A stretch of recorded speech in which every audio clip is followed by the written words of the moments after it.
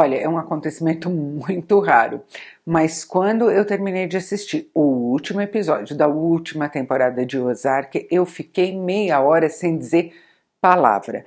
Fui dormir muda, acordei calada, de tanto choque, tanta admiração e tanto assombro com a intransigência, com o rigor com que Ozark levou a premissa dela até o extremo lógico. Eu certamente incluo Ozark entre as 5 melhores séries que eu já vi.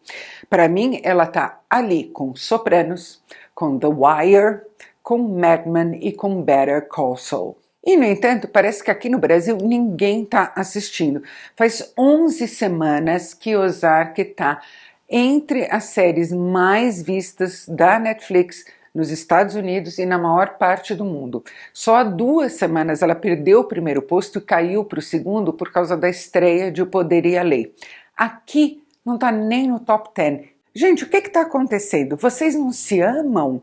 Tem uma obra-prima ali à espera e ninguém está assistindo? Tem uma cena no primeiro episódio dessa última leva que encerrou Ozark para sempre, em que a Ruth alerta uma pessoa que está para fechar negócio com a Wendy e o Marty Byrde de que essa pessoa que pense bem, porque trabalhar com eles é certeza de que se vai ser mastigado e cuspido. Não tem nada que sobreviva a eles, não tem ninguém que sobreviva a eles. Atrás deles só existe terra arrasada. E a Wendy, particularmente, a Ruth diz, é um predador que nem sabe mais porque está matando, mas não consegue parar de matar. Eu queria ter a capacidade de transmitir para vocês um mínimo que fosse da força que essa cena tem. A força na maneira como ela é escrita, como ela é filmada,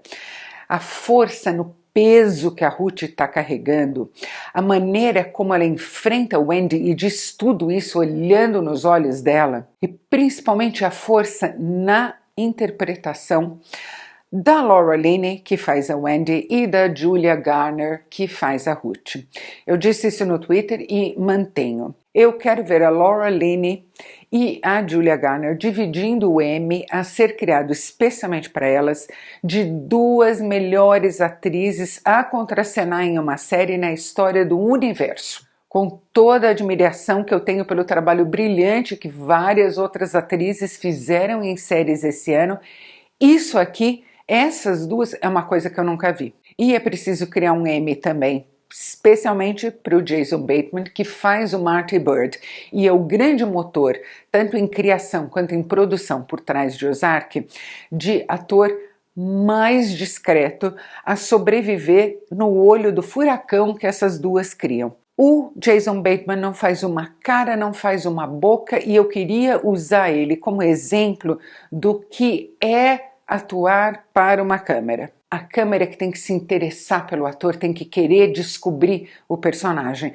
Não é o ator que tem que chamar a atenção da câmera. Parte do que me fez ficar tão calada depois de assistir o final de Ozark foi também o luto. Luto pelas vidas perdidas e pelas humanidades perdidas. É meio inevitável a gente comparar a Wendy Byrde com o Walter White de Breaking Bad, porque são 2 personagens em que a ganância, a ambição, a sede inaplacável de controle, de poder, fizeram a alma ressecar até virar cinza, até não sobrar nada dela. Mas na maneira como Breaking Bad trata o Walter White e na maneira como Ozark trata a Wendy Byrde, para mim, eu quero deixar claro que isso é um ponto de vista pessoal, vou tentar explicar porque eu tenho esse ponto de vista.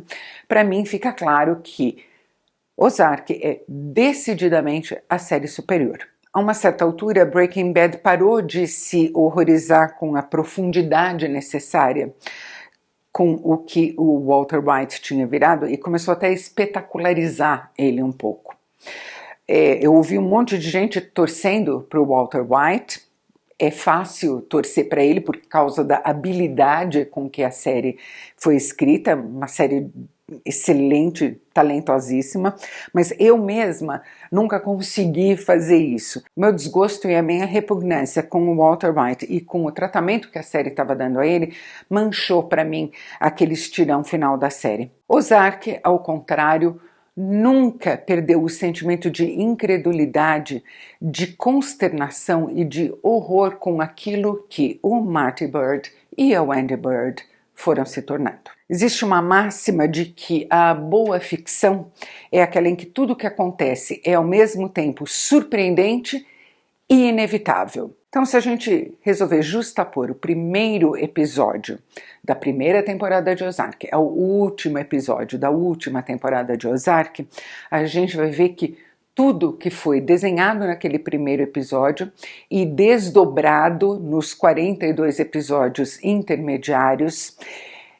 era inevitável no 44º episódio. E, no entanto, em todos esses 44 episódios, Ozark nunca deixou de ser surpreendente. Em cada um deles, a série foi surpreendente. Em parte porque o time talentosíssimo de roteiristas e diretores de Ozark, entre os quais se incluem o Jason Bateman e a Laura Linney, que mandou muito bem na direção nessa última temporada, eles sabem da capacidade da natureza humana para se iludir quando convém. A gente se ilude, por exemplo, com a compaixão e a empatia do Marty Byrde. A gente tenta se iludir achando que a Wendy manipula ele, obriga ele a certas coisas, quando na verdade esse é um casamento de uma dinâmica tão complicada e tão reconhecível, tão verdadeira, em que um empurra o outro a fazer aquilo que convém a ele que seja feito.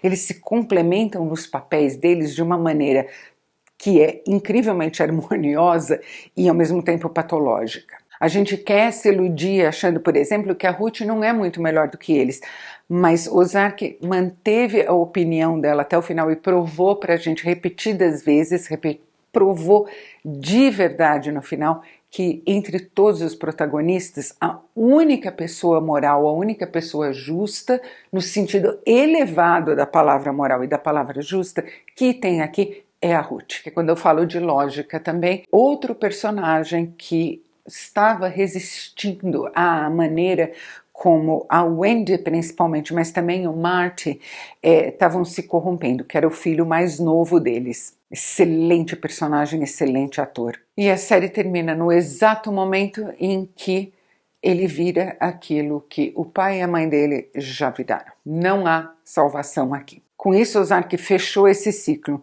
E fechou ele sem nunca ter deixado de ser também e muito centralmente uma história sobre o amor verdadeiro de um marido pela mulher dele, do amor feroz de uma mãe pelos filhos dela, do desejo de proteção e de encorajamento de uma figura paterna por uma garota de inteligência formidável e de absoluta situação de desvantagem na vida, do desejo ainda mais premente dessa garota de proteger os primos mais novos dela. E Ozark também nunca deixou de ser uma história sobre o medo real, sobre o medo muito justificado do Marty, de que cada novo dia, cada novo lance pudesse significar a morte dele e, pior do que isso, a morte da mulher e dos filhos dele. Ozark sempre foi também uma história do que significa corromper uma outra pessoa.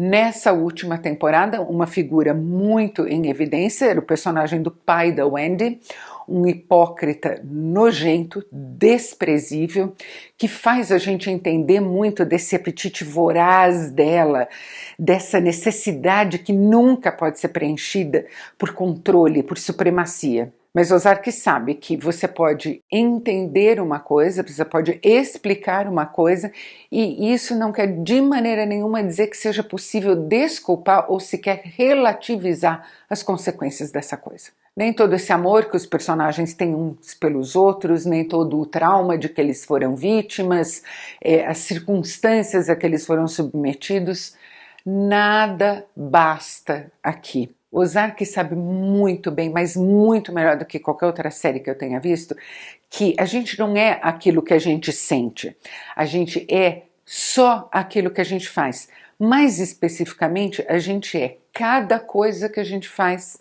cada impacto que a gente provoca em cada outra pessoa que passa pela órbita da gente. Essa é a única régua. Se você gostou desse vídeo, não se esqueça de curtir. Inscreva-se no canal, clique no sininho e me siga também no Twitter e no meu blog. E a gente se vê no próximo vídeo.